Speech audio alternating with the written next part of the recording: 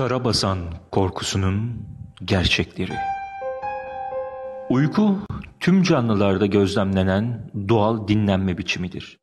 Bütün canlılar günlük işlevlerini gerçekleştirebilmek için uykuya ihtiyaç duyarlar. Uyku tam anlamıyla şuursuzluk olarak nitelendirilemez. İnsanlarda yeterli uyku alınmaması unutkanlık, asabiyet, dikkat dağınıklığı gibi sorunlara neden olabilir. Ayrıca gereğinden fazla uyku depresyon gibi hastalıklardan kaynaklanıyor olabilir. Uyku bozukluğu kimi insanlarda kronik hale gelip çok büyük sorunlara neden olabilmektedir.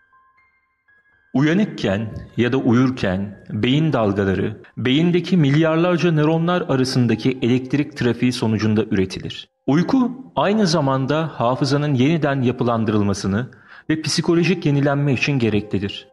Peki ya bu kadar önemli bir durumda, bütün şehrin ışıkları kapandığında, kalabalık toplum içindeki herkes uyumak için odalarına çekildiğinde, güzel bir uyku dilerken bir o kadar da savunmasız ve güçsüz olduğumuz o an saldırıya uğrarsak?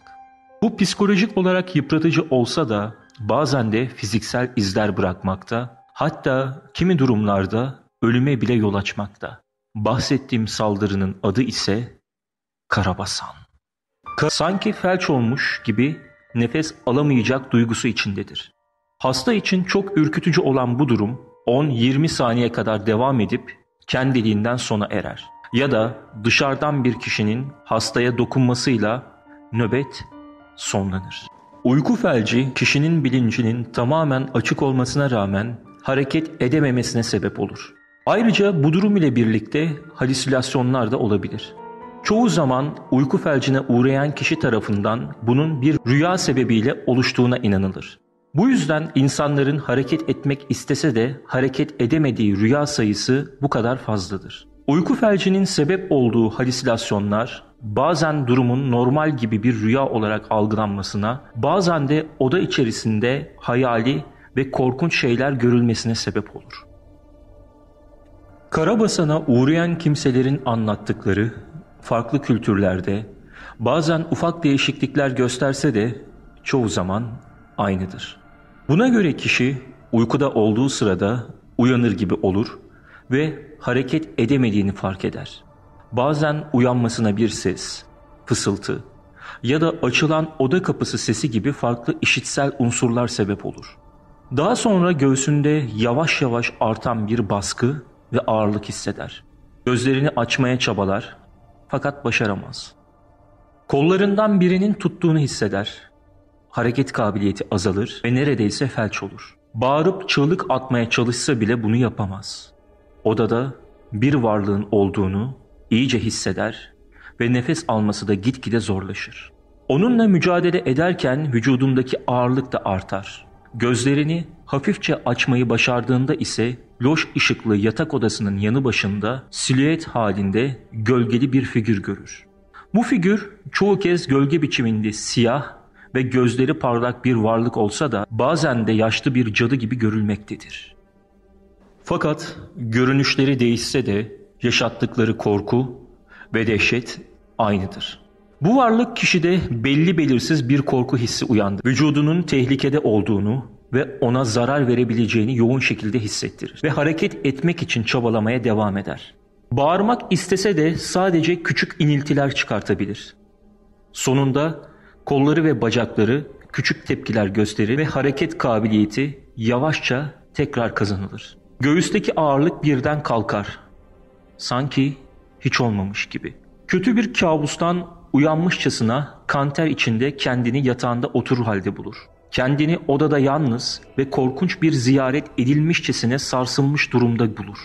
Bazen bu durum bazı gecelerde devam eder ve fiziksel olarak da izler bırakır. Şişlikler, morluklar, küçük kızarıklıklar ve çizikler gibi. Kişiyi psikolojik olarak kötü şekilde etkileyen bu tecrübe sadece basit bir uyku bozukluğu mu? Psikolojik ya da nörolojik bir takım hastalıkların belirtileri mi? Yoksa yüzlerce yıldan beri farklı inanç ve kültürlerde de bahsedilen kötü iblislerden ve cinlerden mi kaynaklanmaktadır?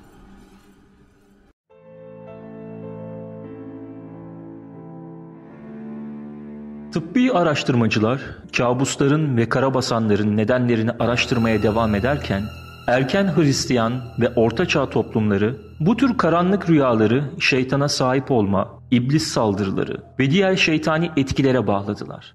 Karabasanların ve kabusların şeytanlığı Ortaçağ efsanelerinde iblislerin insanlara genellikle gece geldikleri şeklinde gözlemlenmekteydi. Çünkü iblisler kötü amaçlarla işkence etmek için kurbanlarının uykularına girerlerdi.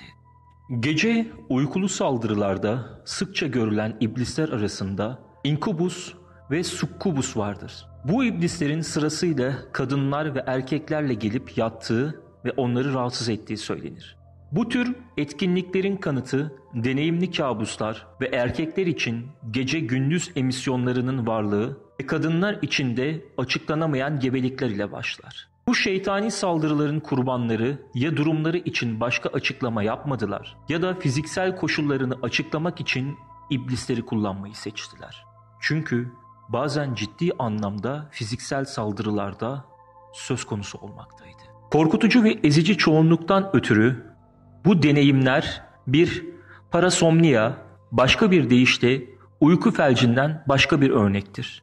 Hipnompaktik yani uyanıklık esnasında meydana ve hipnagoji uykuya dalınca meydana gelirler. Korkutucu görüntüler ve sanrılar ile ilişkilendirilirler. Demonoloji ve düşlerde insanların hayallerinde ve kabuslarında olabilecek en şeytani etkileri göze çarpmakta olup en çok bilinen kabus iblisleri ise şunlardır. İnkubus. İnkubus bir kadın ile ilişkiye girmek için onu uykusunda avlayan iblistir. Latince kökenli bu kelimenin manası nightmare yani kabustur. Kabuslar gece elektriği emisyonlarıyla birleşince bu baştan çıkarıcı iblisleri ziyaretleri için teşvik eder. Ayrıca inkubusun insanlardan çocuk sahibi ve baba olabileceği düşünülmektedir. Ve eskiler yarı insan olan bu yaratıklara Cambion olarak nitelendirmekteydi. Hem succubus hem de incubus, Orta Çağ'da uyku kabusları, cinsel rüyalar, uyku felci ve karabasan sırasında meydana gelen fenomenleri açıklamak için kullanılırdı. Kral Arthur'un efsanevi sihirbazı olarak da geçen Merlin'in bir insan ve inkubustan meydana gelen bir Cambion olduğu düşünülmekteydi. Succubus. Succubus bir erkek ile ilişkiye girmek için kadın halini alan iblistir. İsmi Latince kökenli to lie under manasına gelir. Orta Doğu kültürlerinde Lilith olarak da geçer. Her ne şekilde adlandırılırsa adlandırsın temel nitelikleri aynıdır. Geceleri erkekleri cinsel anlamda cezbeden ve doğan bebekleri öldürmeye çalışan bir iblistir. Mara. Slav mitolojisindeki Mara günümüzde kabus görme alışkanlığında siyah bir at şeklinde görülür. Ancak sözlüğün etimolojisinde bir geceye Mara ya da iblis denmektedir. Sözcüğün kökenlerinin 13. yüzyıla kadar iner. Bara'da uyuyanlara bulaşan kötü bir kadın ruhu olan Mara, kabuslara neden olan bir goblin veya iblis olarak ilişkilendirilir. Pubetor. Yunan mitolojisindeki Pubetor, Hypnos yani uyku tanrısının oğlu, kabus tanrısıdır.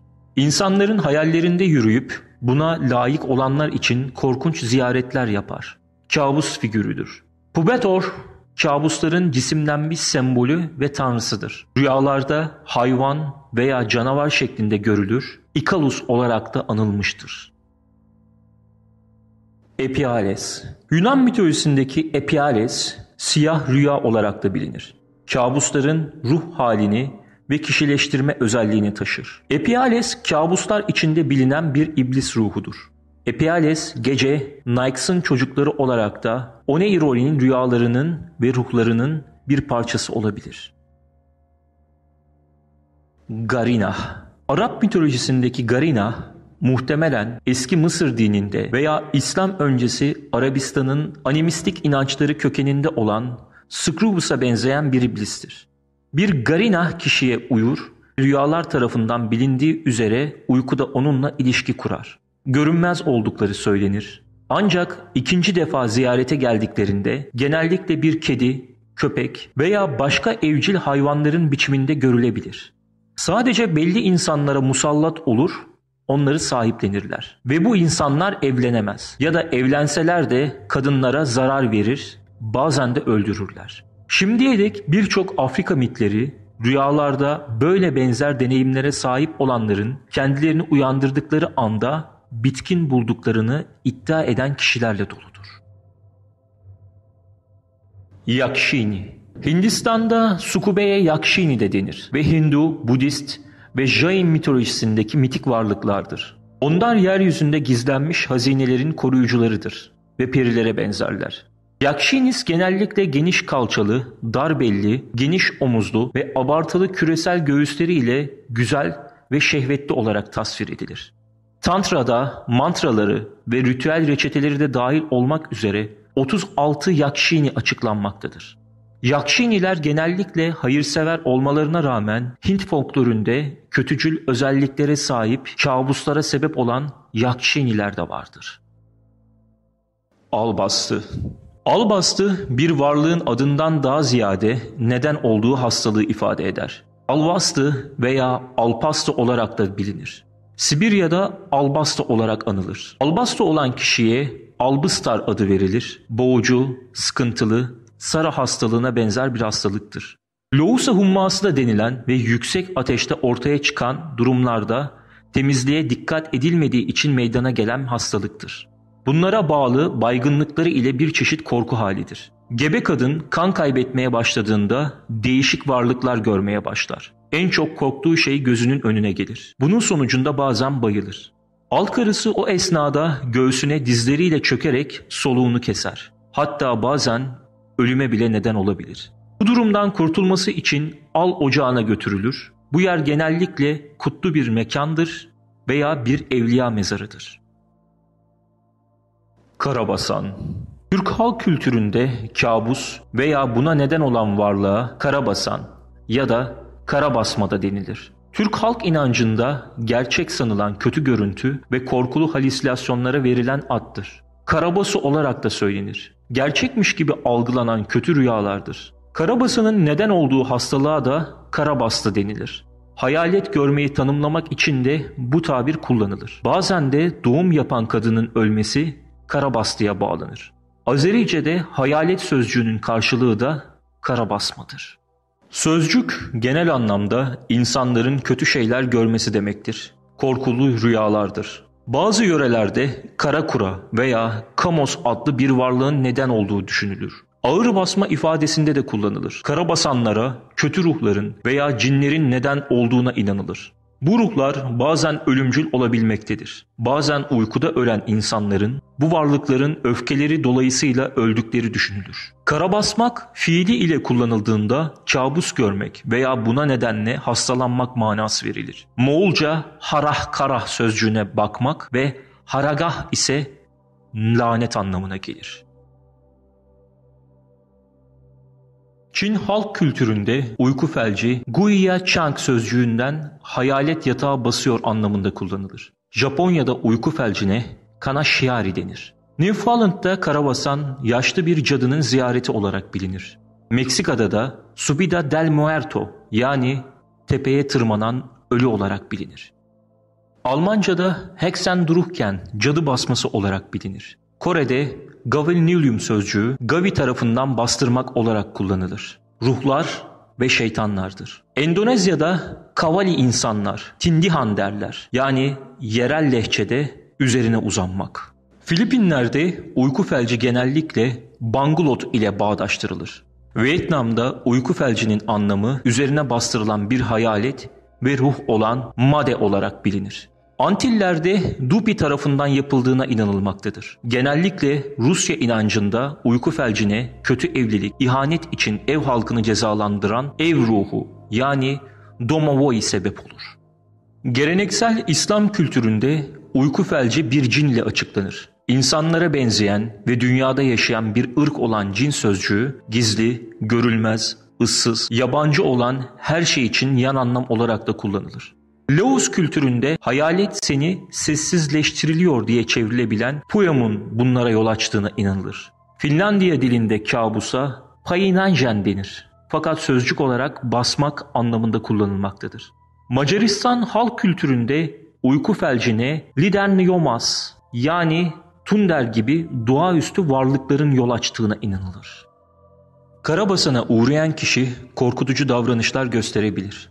Geçmişte dünyanın bazı yerlerinde bulunan insanların garip davranışları şeytani sahiplenme ile ilişkilendirilirdi.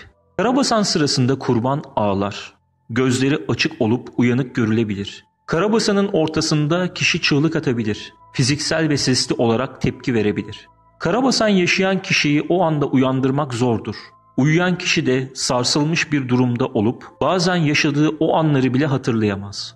Karabasan geçiren kişi için rasyonel, bilimsel açıklama, şeytani açıklamanın güçlü duygusal gücünden yoksun olabileceğinin vurgulanmasıdır. Bu deneyimleri yaşamış, eğitimli bilim insanları için bile kötü niyetli bir kuvvet tarafından ziyaret edildiğine dair inanışı sarsmak çok zordur. Bazen bu kabuslar ve Karabasan sadece uykudaki rahatsızlık ile sınırlı kalmaz. Saldırdığı kişileri öldürebilir. Bunun ilginç bir örneği Amerika'nın Vietnam Savaşı sırasında yaşanmıştır. Zamanın Los Angeles Times gazetesi bu konu hakkında birkaç makale yazmıştır. Bu yazılarda Amerika'ya kaçan bir grup Kamboçyalı mülteciden bahsedilir. Mültecilerin çocukları korkunç kabuslar görüyordur ve uyumayı reddederler. Hepsi de uykularında korkunç bir adamın kendilerini boğmaya çalıştığını ve kovaladığını, öldürmek istediğini söyler. Fakat çocukların savaş sonrası psikolojik bunalım halinde kabuslar gördüğüne kanaat getirilip tıbbi tedavilerine başlanır. Uyumaları için ilaç verilen çocukların hepsi uyuduktan kısa bir süre sonra ölürler. Tıbbi ve adli raporlara göre hepsinin kalbi uykudayken durmuştur ve bazılarının vücutlarında açıklanamayan morluklar, kızarıklıklar ve çizikler oluşmuştur. Hiçbirinde görülen bir kalp hastalığı olmadığı için olay içinden çıkılamaz bir hal alır ve zamanın uygunsuz koşullarında çok da incelenmeyip kapatılır. Fakat ölen çocuklardan birinin yaşlı bir akrabası çocuklara bir kabus cininin musallat olduğunu ve onun öldürdüğünü iddia eder. Tabii bunlar da yaşlı bir kadının batıl saçmalıkları olarak dinlenmeyip unutulur. Buna ek olarak bu olayı inceleyen Wes Craven'ın ünlü filmi Elm Sokağı Kabusu ve Freddy Krueger'ı yaratmak için bunu ilham kaynağı olarak kullanır. Belki de ortaya çıkan bu karakter çocukların katili kabus cininin perdeye yansımış bir silüetidir. Kabus iblisleri kendileri insanlara musallat oldukları gibi bir takım güçler ile de çağrılıp belli kişilere musallat olmaları sağlanabilir. Bunun için farklı büyü çeşitleri bulunsa da belki de bu yöntemi en iyi kullanan voodoo büyücüleridir. Yaptıkları bu büyü ise ölüm rüyası olarak bilinir. Bu büyüye maruz kalmış kişiler doktorlara gitse bile hiçbir şekilde yapılan büyünün izi kişi üzerinde belli olmaz. Etki süreci aşama aşama gerçekleşir ve zaman içinde yavaş yavaş eriyerek hastalanmaya başlar. Akabinde aşamalı olarak ölüme varan sonuçlar meydana gelir. Fakat bu sürecin görülmeyen kısmında kurbana her gece bir kabus iblisi musallat edilir ve birkaç hafta içinde de uykusunda ölür. İslam dinine göre karabasan ya da halk dilinde olduğu gibi ağır basma diye adlandırılan bu olay cinlere bağlanır. İslam toplumunda karabasandan muzdarip insanlar ehil kişilere götürülür, muskalar taşır ya da yatağının altına yerleştirilen makas, bıçak gibi metal kesiciler ile bu kabustan kurtulmaya çalışır. Peki karabasan gerçekten de cinlerin insanlara yaşattığı bir tür uyku işkencesi midir?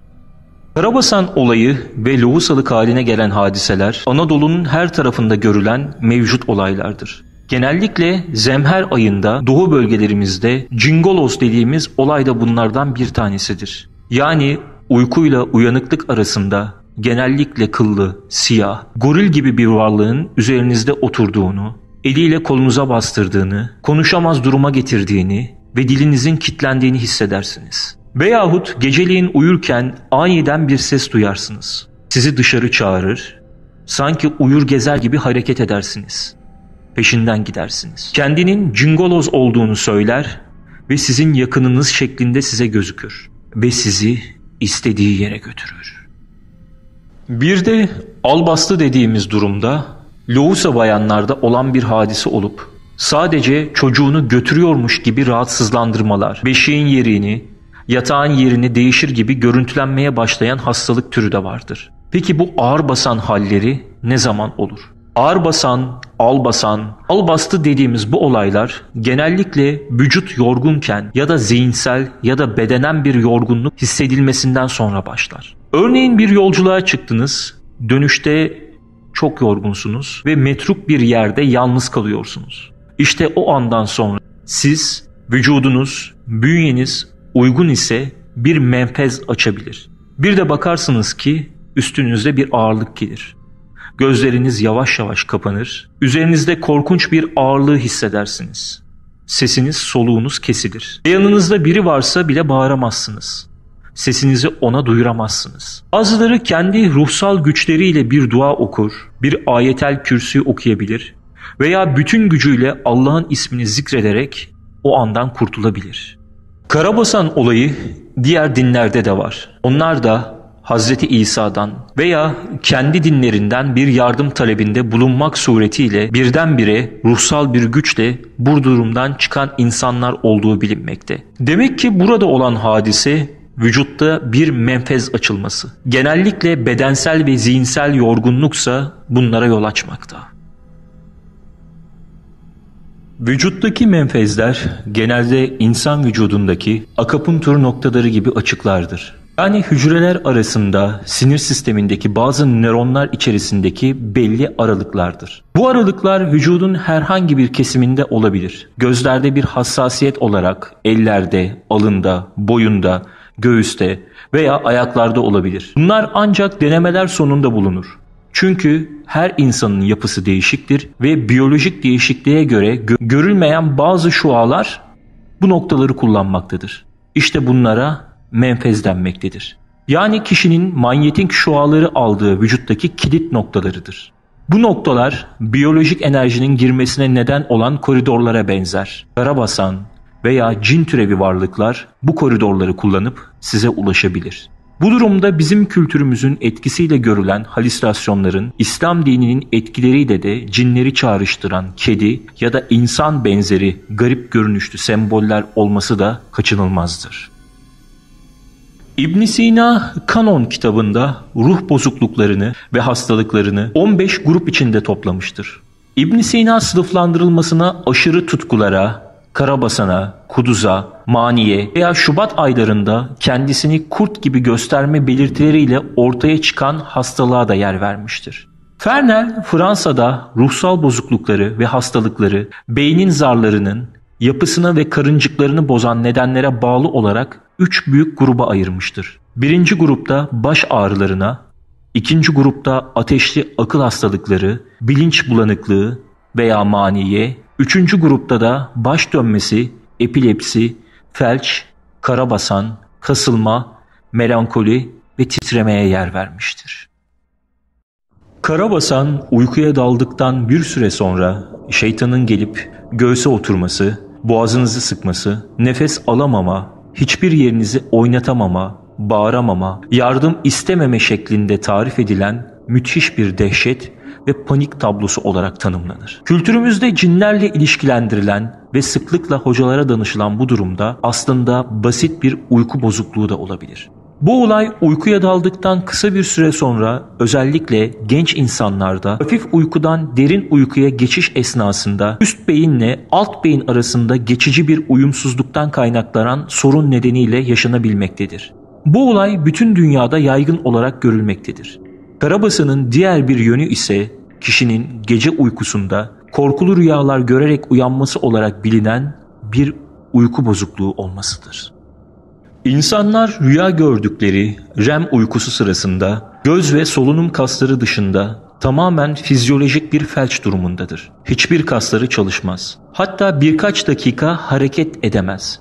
Umumiyetle uykuya dalarken veya uykudan kalkarken bu uykulu hali ile bir takım sesler duyduğunu veya şekiller gördüğünü sanır. Kestirme yaparken veya uykuya başlarken bu durum başka sebeplerle de ortaya çıkabilir. Ses duyma, şekil görme aynı anda olabilir. Böyle olmasaydı biz rüyalarımızda oynar ve hareket eder şekilde olurduk. Rüyalarımızda ne yapıyorsak yatakta da onu yapmaya başlardık. Bazen rüyadan uyandığımızda beynimiz uyanık veya etrafın farkında olduğumuz halde hareket edemez, ses çıkartamaz ve göğsümüzün üzerinde bir ağırlık varmış gibi hissederiz. Bunu herkes hayatının bir döneminde en az bir kere yaşamıştır. Karabasan korku verici bir durumdur. Ama saniyeler içinde kendiliğinden düzelir. Karabasanın olma nedeni uykudan uyanmamıza rağmen REM uykusundaki fizyolojik felç halinin uyanır uyanmaz çözülememesine bağlıdır. Çok basit açıklamak gerekirse uykudan uyandığın anda beyin uyanıyor ama vücut uyanmıyor. İkisi arasında bir bağlantı vardır. Vücut bu sinyali alıp gerçekleştiremiyor. Bu genelde stresten, yorgunluktan ve benzeri durumlardan açıklanır. Fizyolojik olarak REM, atonia olarak da bilinen REM uykusu sırasında oluşan normal felç ile yakından ilgilidir. Buna göre bazı bilim adamları ve fizikçiler bunun uyku döngüsünün doğal bir etkisi olduğuna inanır. Uyku felci beyin REM durumundan tamamen uyanık duruma geçse de beden felcinin devam etmesi durumunda oluşur. Bu durum kişinin bilincinin tamamen açık olmasına rağmen hareket edememesine sebep olur. Ayrıca bu durum ile beraber halüsinasyonlar da görülmektedir. Bir başka inanışa göre de karabasanın insanın uyanışı esnasında fiziksel, eterik ve astral bedeninin aynı zamanda bir araya gelmedikleri durumdur. Ve birinin tam olarak bedene girmemiş halde dışarıdayken diğerinin bedene dönmüş olduğu bilinir. Odayı hisseder, görürsünüz. Hatta dokunduğunuzu da hissedersiniz. Yatakta olduğunuzu da. Fakat bağırsanız sesiniz çıkmaz. Çünkü astral bedeninize bağırıyorsunuzdur. Fiziksel bedeninize ise aynı uyarıyı gönderemezsiniz. Aynı şekilde bu sebepten ötürü de fizik bedeninizi hareket ettiremezsiniz. Karabasanın iki temel nedeni vardır. Kan dolaşımındaki düzensizlikler ve psikolojik gerginlikler. Çocukluktan beri karabasan diye anlatılan hikayeler bilinçaltında daha da büyük korkular yaratır. Bir daha yaşarsanız bilincinizin yerine bu bir sağlık problemi ve uyanmalıyım diye düşünür ve odaklanırsınız. Ayrıca bu hastaların nörolojik muayeneden geçmeleri gerekmektedir. Bu tür hastaların bazılarında çok nadir olarak tümör, kanser, damar yumaklaşması ya da iltihap gibi beyin sapı kistine rastlanabilmektedir. Bu gibi durumların bertaraf edilebilmesi için hastaların ciddi bir nörolojik incelemeden geçirilmeleri şarttır. Bir de karabasan, gebelikte disorientasyon, depresyon, uykusuzluk, irritabilite, psikotik bozukluklar gibi görülen rahatsızlıklar arasındadır. Uyku felci, rüya gören bir kişinin rüyasında yaptığı hareketleri aynen yapmasını engellemek için REM uyku sürecinden oluşur. Uyku felcinin fizyolojisi hakkında çok az şey bilinir. Ayrıca bu düzensizliği yaşayanlar ve narkolepsiden muzdarip olanlar arasında belirgin bir ilişki vardır. Fakat değişik çalışmalar çoğu insanın hayatlarında en az bir kez uyku felci yaşadığını göstermektedir. Bazıları değişik faktörlerin uyku felci ve halüsinasyonların yaşanma olasılığını arttırdığını rapor etmiştir. Bunlar: sırt üstü yatmak, düzensiz uyuma saatleri, şekerlemeler, çok veya az uyumak, fazla stres, ani çevre ve yaşam tarzı değişiklikleri, olaydan hemen önce görülen berrak rüya, ayrıca berrak rüya durumuna girebilmek için kullanılan bilinçli indüksiyon yaygın bir yöntemidir. Yapay uyku yardımcıları ve antihistaminler, nörolojik rahatsızlıklar, psikolojik rahatsızlıklar, narkolepsi veya bacak krampları gibi diğer uyku bozuklukları. Karabasan ve gece iblislerinden belli durumlarda korkmaya gerek yoktur. Ara sıra uyku felci yaşıyorsanız bu bozukluğu kontrol etmek için evde belirli adımlar atabilirsiniz. Yeterince uykunuzdan emin olarak başlayın. Hayatınızdaki stresleri hafifletmek için elinizden gelen her şeyi yapın. Özellikle de yatmadan önce. Arkanıza yaslayıp uyumuyorsanız yeni farklı uyku pozisyonları deneyin. Ve uyku felci düzenli olarak iyi bir gece uykusu almanızı engelliyorsa doktorunuza danışın. Öncelikle bir hekime danışmalı. Karabasan görmekten korktuğunuz gece sırt üstü yatmamalı.